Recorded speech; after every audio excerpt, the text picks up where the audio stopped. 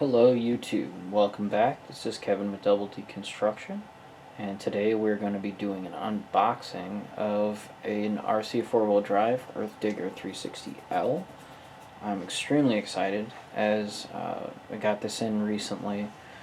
Hobby room needed to be kind of resituated. It still needs a lot of work, but we have enough room to be able to have some fun with it and to be able to work on it. So a lot of plans for this guy. When I get out of the box, I'll probably go through some of that. On a side note, I also, from RC 4-wheel drive, received this. So this right here, let's see the number, hopefully you can see it enough time, or for enough time. What it is it is a kit for the Dozer. They have updated some stuff on it. I think I've discussed this before, but essentially they added, not only the vent tube, they added a cap for it. So now if you roll the Dozer or you go up a hill, you're not going to be getting oil all over the back of it like I've done, I think, twice now. It'll actually, you're able to cap it off. So that all the new ones now have that. They also have a better pin system for the tracks, so the tracks are more reliable instead of the hammer-in pins, which I believe this one still has. But I plan on doing the steel track upgrade and a few other things. Like I said, I should be going over that here in a minute when we get it unboxed, but I'm gonna shut it off so I can get the box open and all of that, and then pull it out, and then we can go over the contents and all that stuff and what we're gonna do. Alright, I will see you here in just a sec. Alright guys, welcome back. I got the box open and this is how she comes. Looks already. Of course, the quick start guide it comes with. Decals already nicely damaged. Luckily for me, I'm not intending on using these. They have a set that are Volvo decals, which basically match what this model was modeled after, I'm pretty sure. This one always comes in with it, and then there's the next thing would be another set of just regular basic RC 4-wheel drive decals. So we'll start by this little area here. Typical pack, some extra tracks. The decal, or the what do you call it? Alright guys, sorry about that. Welcome back. You've got your oil bottle, typical one that usually comes with these. It looks like a connector, I believe.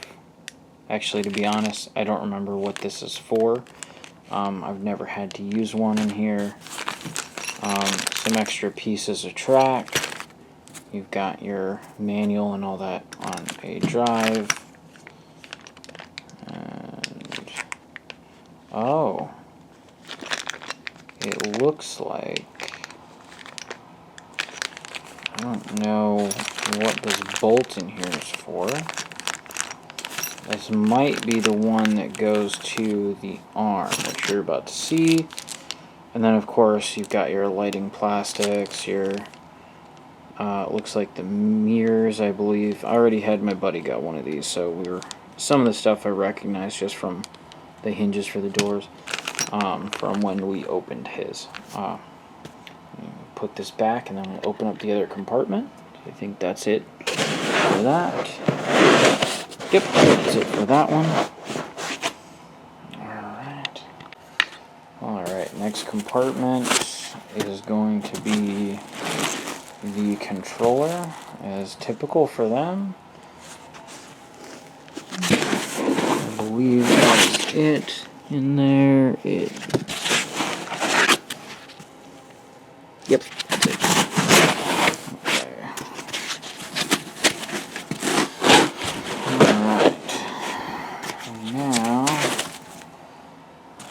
I'm going to put the controller off to the side here. Now, for the big one.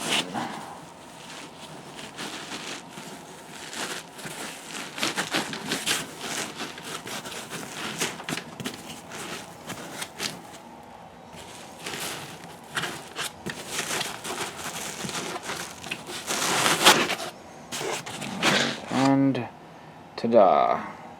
There it is in all of its glory. It is nicely packed in here, as you can see down in there. So I will work on getting this thing back out, or not back out, but out of here, and once I get it up on the table, we will go and go through it. Alright, we'll see you here in a few. Alright guys, welcome back. As you see, this here is the 360L. It's now out of the box. I must say, I mean, I've seen one of these in person already. One of my friends has one. I've seen it in operation. I think they do a really good job. I think they're actually a really nice model. I'm really excited because I think it's going to be a lot of fun. I think they're pretty well detailed. I think value-wise, if you're looking at getting into this hobby, you can get a 4200, which is the older version of these. I don't think it's based off of a specific prototype. Like this is based off of Volvo. I believe that one was just a generic. But it's a much more affordable option. However, there's a lot of stuff that it needs to upgrade it to bring it anywhere near the standard that this one will bring. Okay. I think if you're getting into the hobby, I think this is actually a fantastic model to get. The other ones like the 4200, I think it's called the 4200 XL. It still has brushed motors in it, which are a lot bigger, they're bulkier, you can get hung up on stuff, they're a lot louder, there's a lot of things like that. Pretty much, if you're going to do the upgrades to that one, which you would do to get it to this standard, you're basically spending the same, so you might as well just pick one of these up. They're, comparatively in the hobby, they're pretty dang affordable. These ones, I mean, definitely those ones too. For a fully hydraulic excavator, you know, a couple of grand, $3 grand, $4 grand is not completely unexpected. You know, I've seen them go $5,000, $6,000, $7,000, $8,000. They're pretty insane, but really neat models. But overall, I think they do a really good job. The packaging is extremely good, as you saw in as we unboxed it. It's in really good shape. Like this one here, there's some damage back here with the door. I'm pretty sure this happened before it was put in the box, and somebody just either didn't notice it or didn't want to deal with it, so they didn't. So I'll have to get with RC 4-wheel drive about that. I might be able to fix it. Doesn't look like there's any damage to the paint or anything like that. It's just the hinge. So nothing too crazy. And then other than that, there's a lot of oil, you know, in the back here. Don't tend to run into that. At least of the three that I've bought, I've seen that one time, and that's this one. I also know that this one got flipped over multiple different ways. I mean, we are in Alaska, so that's not a huge surprise. And even though they ship them without oil, they are still tested before they leave. So, anyways, I think this one is probably one of the best ones you can get if you want a really nice excavator and don't want to buy a car, essentially. This one, I think I paid $3,200 or $3,300 for it, shipped and everything, because we have a really awesome hobby shop up here called Anchorage House of Hobbies, and so they are able to work with RC 4-wheel drive, so we can get these up here for a somewhat decent price, as opposed to having to purchase it and have it shipped and deal with all the problems and headaches that he's already dealing with anyway, so he takes care of it for us. So super awesome, Anchorage House of Hobbies. Definitely a win for us up here. Ryan's good stuff. His staff is good stuff. So, anyways, you know, here's your, what do you call it? Your serial number, so you know it's an authentic one. But they're super well made. I like these a lot. Like I said, I've seen one in operation once. I'm sorry, I've seen one in operation a few times. My buddy Nate has one. And there are some things that you need to do to get it up to snuff, ready to run. You need to check all your, check to make sure everything is in good shape, all the screws are tightened, that kind of stuff. You see here, when it's shipped, it comes with this separated. So, as you see, it's just basically flopped down, put it up. You want to be very careful with this. You don't want to, pull on it too much or anything crazy. They did a really good job of keeping stuff protected. Oh, it's screwed in. I'll do that here in a minute. The other thing you want to do, and we had a major failure when we first started playing with it, and we should have thought of this, especially since I had the Dozer. I'd already done this before. The tracks are hammer-in pins, just like the older Dozer version, like I have. Obviously, I've gotten them replaced and all that, as you've seen, but the factory tracks have hammer-in pins. Actually, let me just give you the exact example. There should be a spare pin or two in here, too. Okay. So,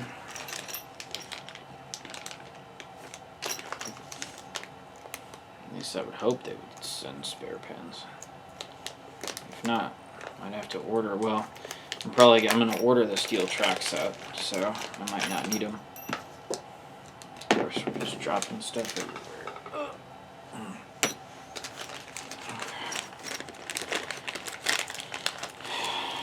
Alright, so it looks like they actually don't come with extra pins, which is really weird. Normally they would send you a couple extra pins. So I'm going to have to ask RC 4-wheel drive about that, because I don't think I'm seeing any extras in here at all. Nope. Alright, well, I guess not. So it comes with a couple extra track pieces. Wow. But not pins. So I have to look into that. Not quite sure why we have a large bolt, and then of course this is your tool for the what do you call it, for the Allen keys. I know that one is good for this, but there are also other sizes of Allen, so it's good to have an Allen key set or a tool set. I do a video a while back. I did one that talks about some of the tools you should have. I'll try to remember to put that in the description, along with the part number for the Dozer kit to call RC 4-wheel drive about, because I would recommend it. I will probably do an installation video on how to put the vent tube in, or the upgraded vent tube, as I guess I will call it, because it's definitely a positive. I don't know why I'm trying to do that. Okay. But anyways, so we had some issues with the tracks. One of the biggest things I will tell you, you got to make sure you go through these things before you run them. Even though they're fantastic, they are made in China. They forget things. They don't put things in. They might not know to put something in because they have no idea what they're working on half the time, because they're just doing parts of it. Well, you'll find that they'll install the tracks, and when they assemble them, they might not put the pins in all the way. And we had a pin get stuck and break one of the tracks, and then not long after that, a rock got stuck in there and sheared and destroyed some gears. So yeah, it was definitely not good. You have to be really careful when running them. about not, dragging them through really rocky stuff and getting rocks pinned up in there. The Dozer's pretty good about ejecting them pretty well, but it still has issues with this one. Is a little bit worse about that. But you definitely want to make sure that you check and repin your tracks. So that'll be one of the things that I'm about to do before I even get it running. I'll probably get it together and moving around and functioning first. Just so that way it'll be easier to run around and move. And then I'll end up putting it up on wood blocks and then taking the tracks off and doing that. I will probably be videotaping all of this, but I figured I'd go through it beforehand so you guys know what you're seeing. And then of course I'm going to inspect the inside, find out where all the oil is and what's going on there, oil it, get it ready to run. Do function test it and all of that. So give me a few here and we'll start putting her together, and then going from that. I'm trying to remember all the different things that we have in here. Let me see if I can find the instructions for the little parts.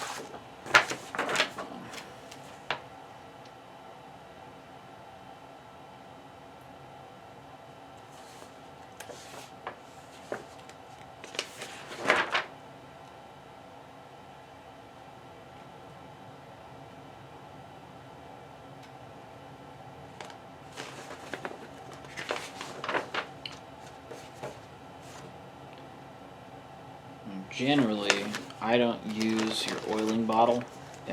Just want to say this. They're a bit large, but they're also quite a bit messy. And most of these are pretty small, so I tend to use hobby bottles, and they tend to work out really well. It takes me a little bit longer, but it's a much cleaner way of doing things. At least in my opinion.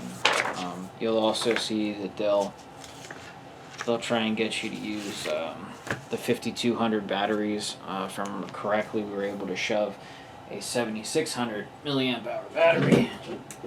This honker, it's the same one I run in the Dozer. I like these a lot. We're getting some more ordered in from Anchorage House of Hobbies. I guess they stopped carrying them, but I haven't found any others that are like this. They're just really thick, but they're about the 5200 size. So I like these a lot. So if you're going to run something, these guys are beautiful. They run great. The Dozer runs for like 45 minutes or more with sound.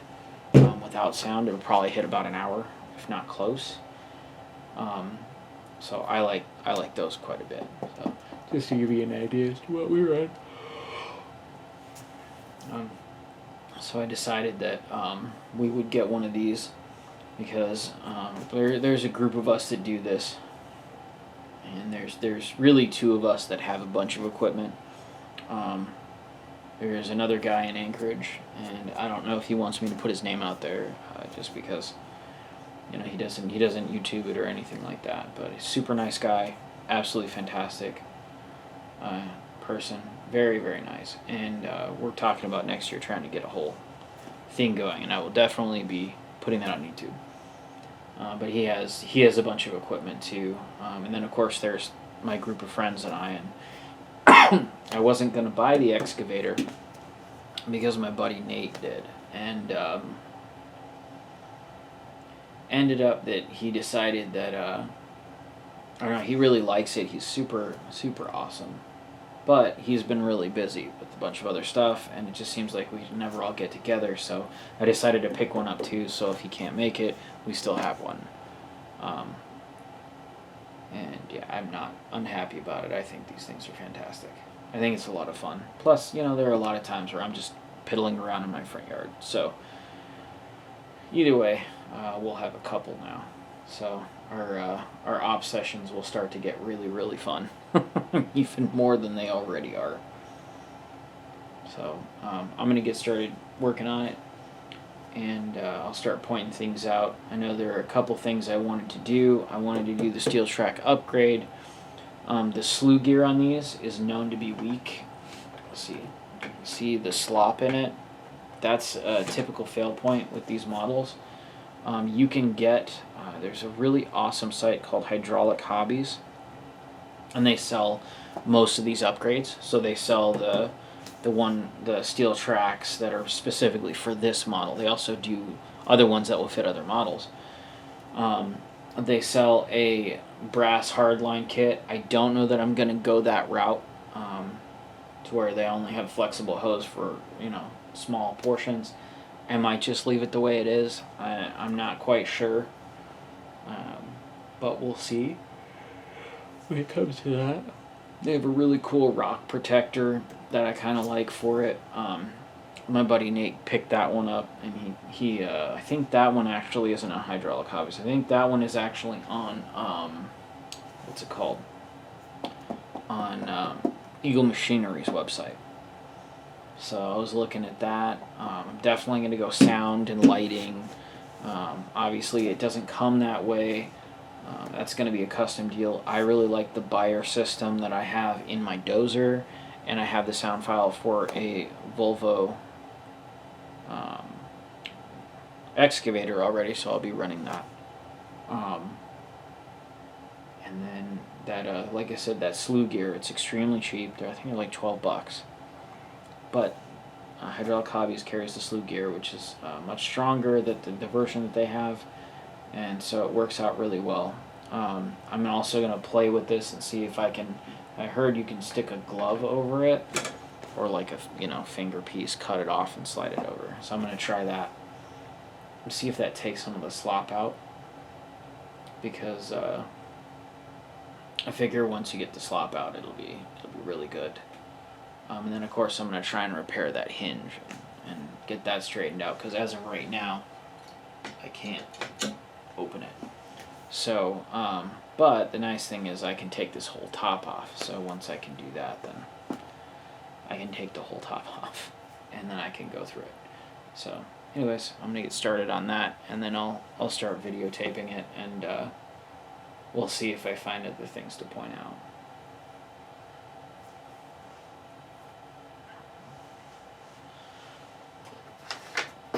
In case you didn't catch my tool video, get one of these kits. They're really useful. It's a little screwdriver guy, but it has the I can't remember what they call these right now. It's escaping me in my mind. But then the Allen set, and then the screwdrivers. So it's a whole kit for RC. I like these things. They're generally extremely inexpensive. Like, this is just a cheap one. Racer's Edge, I'm assuming it's just some rando company. Nothing spectacular I've never heard of before, but that's a decent little kit. I think it was like 14 or $20. Maybe it was more than that. I don't really know. I haven't paid attention. I bought that a few years ago, when I really first started getting into the hobby. Nope, that's not the right size. But they're really nice to have.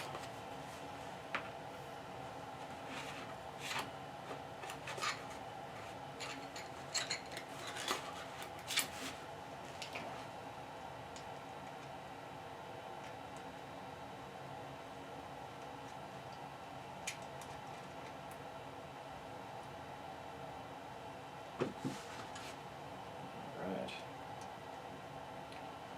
So all set up.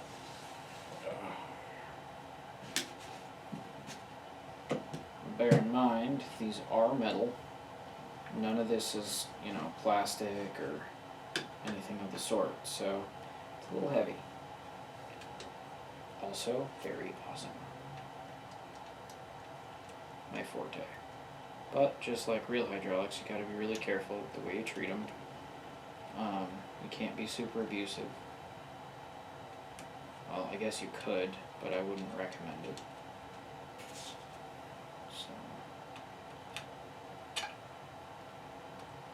here. So what I should be doing, probably, is using the blue goo. And I call it blue goo, but essentially it's thread locker. It's just blue thread locker. But I'm not super concerned. We're going to go back through and do that a little bit later. Right now, I just want to make sure we get everything situated and good to go. I may be putting oil in this tonight. I'm not quite sure. The big thing for me is I don't know that I want to do that quite yet. Because I also need to take apart the top here and see if I can correct that door. In reality, I don't have much else I have to do to get it functional other than top it off with oil and function test it. But right now it's also 2 in the morning and I may just want to go to bed. We'll see. I haven't quite decided. I know if you guys have noticed, a lot of my videos are the middle of the night. I actually own a company that we service restaurants, so of course we run all night. So, you know, my guys are always running around in the middle of the night, so usually that's when I'm up. I used to, of course, do that myself. I don't know why I'm putting this away, because I'm still going to be working on this stuff. So in this case, they're tiny, so they're probably going to be the little midget ones, as I call them.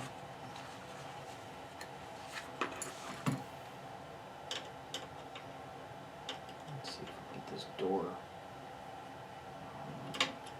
off, so I can try and get this put together properly. Because the way it's set up is actually pretty cool. It's got a little thing that'll prop it open.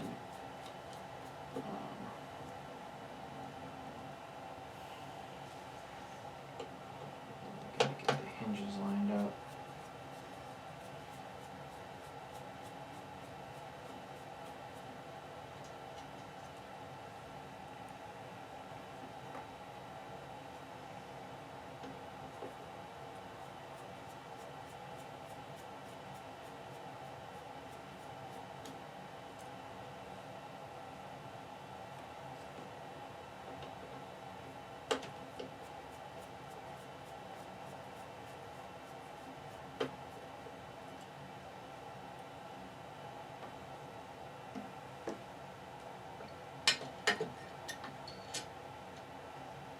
See, there it is.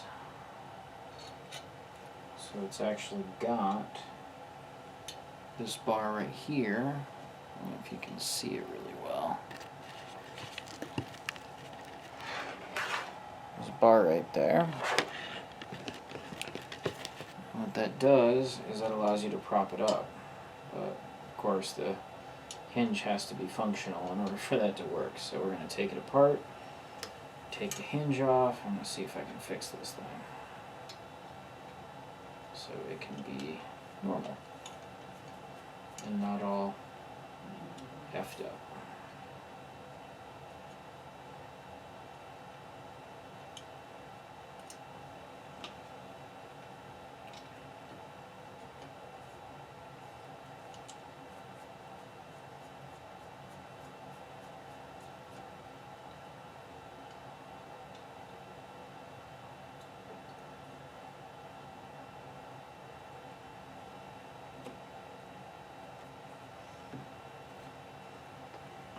So, as we can see, let's see, hinge is pretty mangled. To be honest, how it got there, I'm just gonna go out on a whim and say that it looks like something hit the door or tweaked it or something, and they ended up screwing the other one in thinking it would just correct it, and of course it didn't, and now it's all done effed up. So what we're gonna do is, I believe in the kit there's a bag that has another set of those.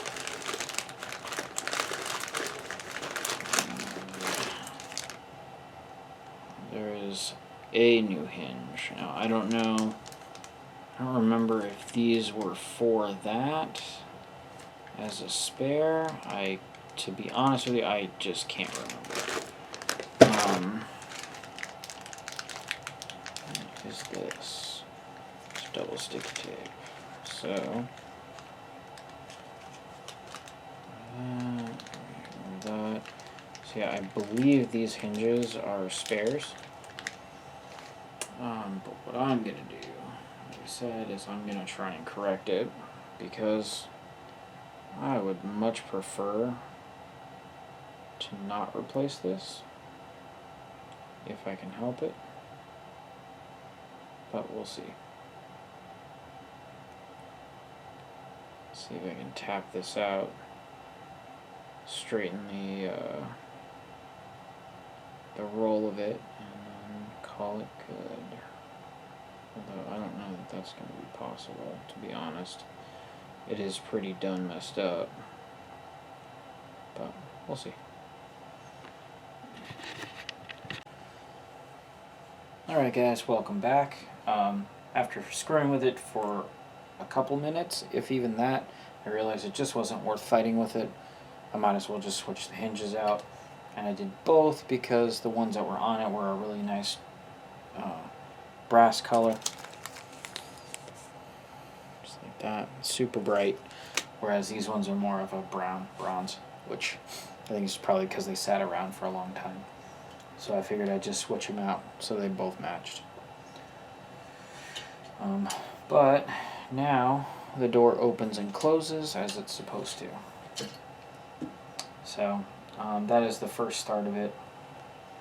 I want to make a note that with this kind of hobby, if you're not one of the guys that likes to work on stuff, you can definitely be the guy that will go to the manufacturer for any issues. That's understandable.